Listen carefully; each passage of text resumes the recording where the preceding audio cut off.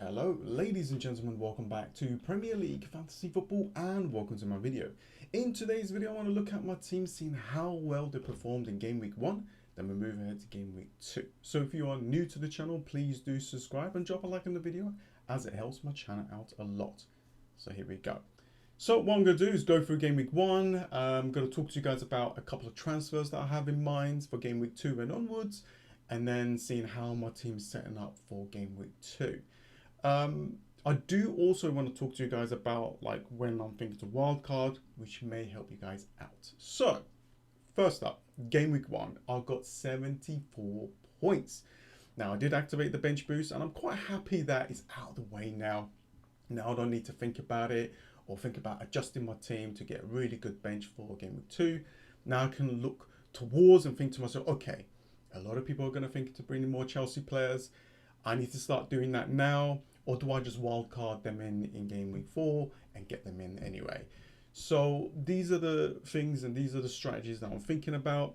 Just glad that it's out of the way. And you know, 74 points is not bad at all.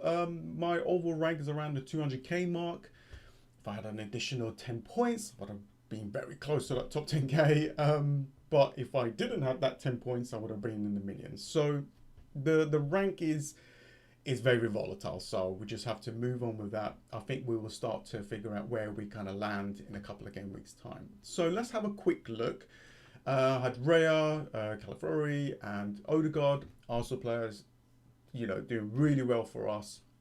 Odegaard was one of my differential players that turned out really well for me, and a lot of people are looking at him now to bring in their FPL teams.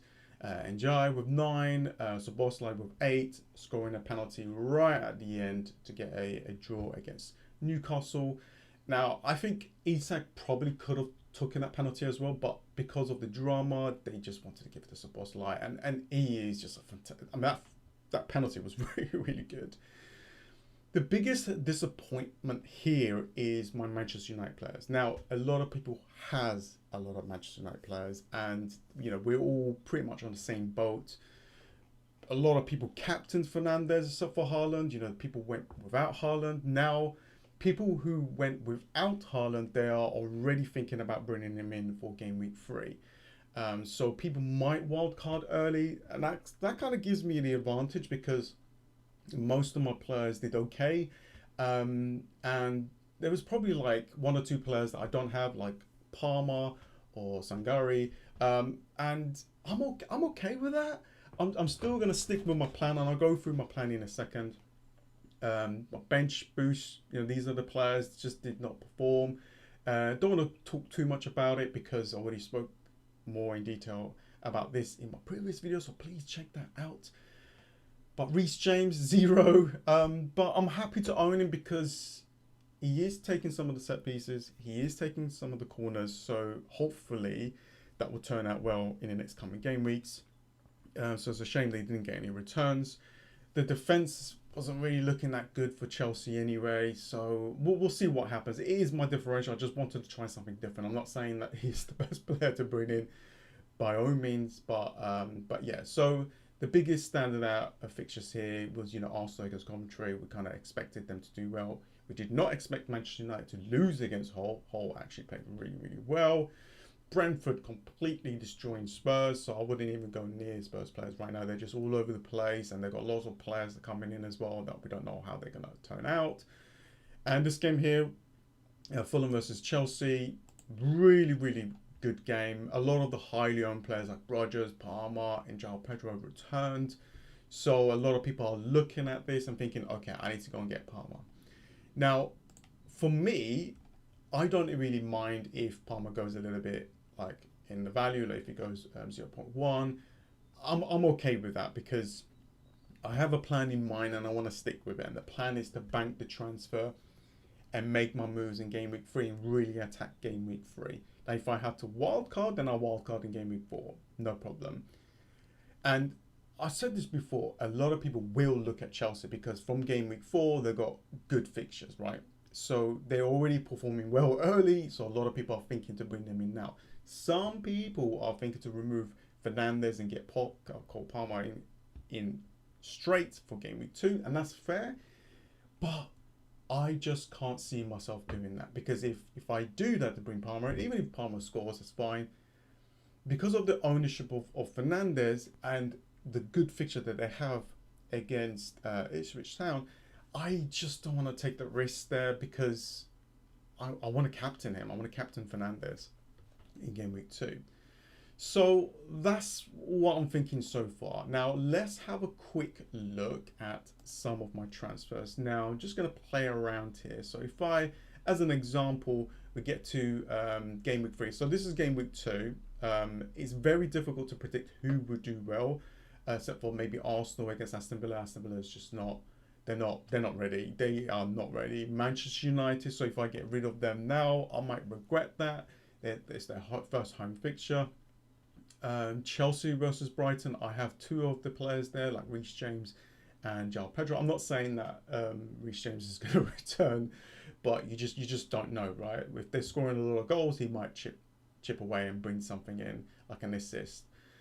Liverpool versus Nottingham Forest. I'm looking at Gakpo, Isak, so there might be some opportunities there, but it's going to be quite hard to predict. Coventry, a lot of people are going with a bench boost, bringing their players in, or have the players in for the bench boost, and I don't want to kind of bring in a Coventry player and just play them, and then kind of get rid next game week. I don't want to do that. I'm looking for the long term. But if I look at game week 3, this is where the big fixture is, which is Manchester City versus Coventry. A lot of people are thinking to triple captain Haaland as well. I am thinking to do that, and I think this is probably the best time to do it, because once Champions League comes around, we don't know, right? Injuries can happen. There could be other issues. I mean, before all that, there could be other issues anyway that we need to sort out, but that I need to have some kind of plan in mind. I'm looking at Newcastle. I think they're quite interesting. They played really well against Liverpool. This game here, Arsenal versus Chelsea. Now, if people bring in Palmer in now, which is fine. In game week 3 might be a little bit more difficult because he is against Arsenal. But you just don't know, right? You just don't know what can happen. But most people are looking to wildcard around game week 4, where Chelsea has got a decent fixture here against Hull City at home. Maybe more Liverpool players. That's what I'm thinking about. But if I bank the transfer in game week 2, I'll be able to get those players in. So that means I'm not forcing myself to wildcard. So I could probably hold the wildcard for a little bit more longer. So that's my kind of thinking. And here, look, Manchester United versus Manchester City. If I get rid of Fernandes or maybe Luke Shaw in game week 3, then I think I've kind of set my team up better for the long term.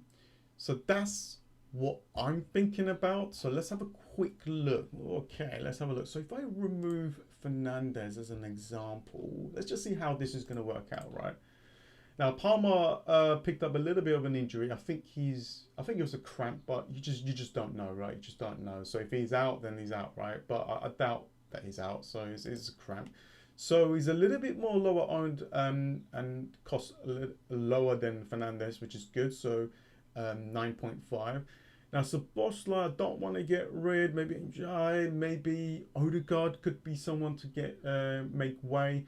But I do want to bring in another Manchester City player. So as an example, if I remove, I don't know, let's just say the Everton player, I've got 8.5. And, if I go for, let's go for Manchester City, 8.5. Semenyo, perfect. It won't be a -4 because if I bank the transfer and do the transfers in game 3, hopefully no one will price rise and stuff like that. And if that happens, then I won't be able to bring in Palmer and Semenyo. If that's the case, we'll have a look at Jerky for Manchester City. He came on and got an assist and so on, so he played really well. So I could do something like this in game 3, and I think I'm quite happy with that. So even though if Palmer gets a price rise towards the end of the week or afterwards, which can happen, I'm not really expecting him to stay as it is because he's played really, really well against Fulham. I'll have 1 million in the bank, and this is pretty good for game week 3, and I'll triple captain Haaland, and yeah, I'll be set up. I've got the 2 Chelsea players, and now I'll be thinking about, okay, maybe I need to bring in 1 or 2 Liverpool players to help this team out to make it even more stronger for their upcoming fixture. So this is what I'm looking at for Game Week 3. So this is my transfer plans. Now, I really do want to bring in, let me just remove this player and bring in Semenyo. That will be perfect because he's highly owned as well. I don't want to take a big risk of a player that could do really, really well, and he can do that, and he's a player that can bring big amount of points. We've seen what he can do last season. This will be perfect. So this will be perfect. So I'm going to hope to see nothing changes. Maybe, I don't know, maybe if Palmer is a bit injured, then I could just remove Fernandez, just make one transfer, and bring in a Manchester City player to cover that fixture against Coventry at home. So something like this, I'll still have 3.5 million in the bank, so money's not an issue. And if there's other injuries, like maybe Odegaard or Szoboszlai or anything, I can remove them and get another player. So I could do this and get, I've got 10.5. I can bring in Palmer in with no issue. So we'll see what happens. So that is my transfers. And let's have a quick look. What was I going to do? Okay, so let's have a look at the team now. So as you can see, I got Ray in goal, Calafiori in the defence, and Martin Odegaard against Aston Villa. Aston Villa performed really, really badly against Brighton. Brighton played well, but Arsenal's playing well. They're the best team in the Premier League right now.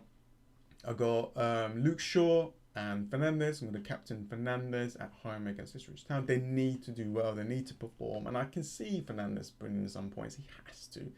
This is probably the last time that I'll probably own him anyway, because I am thinking to remove him, downgrade him for Cole Palmer. Now I can bring in Cole Palmer straight away, but which is fine. I think that can happen, but I feel like if I do that, then I'm gonna regret it, because if Fernandez does return, then I'm like, oh man, I was about to captain him as well. So I don't think it's the right thing to do. So I'm gonna go with my gut. And Szoboszlai at home against Nottingham Forest, good fixture. Enjoy there away against Bournemouth. Not really expecting too much from him right now. It was only there for Game Week 1, so it is a potential for me to remove. I've got Reece James and João Pedro at home against Brighton. I think Brighton's playing midweek this week, so we'll see what happens there. I think I need to check that up later on. Haaland away against Crystal Palace. Crystal Palace wasn't looking that good against Everton. Calvert-Lewin at home against Brentford. He is at home. He's on penalties, and he plays up to about 90 minutes, right? So he's a decent option. Just gotta hope that he brings the points. I mean, he's 6 million, right? That's not too bad. And this is how my bench is looking like. So Pascal Gross will be the first on the bench. So yeah, quite happy with the team. I think I'm covering most of the good players here for Game Week 2. Maybe Isak will be a problem if he does well. I can see Palmer. Yeah, Palmer is the one that I would be afraid of.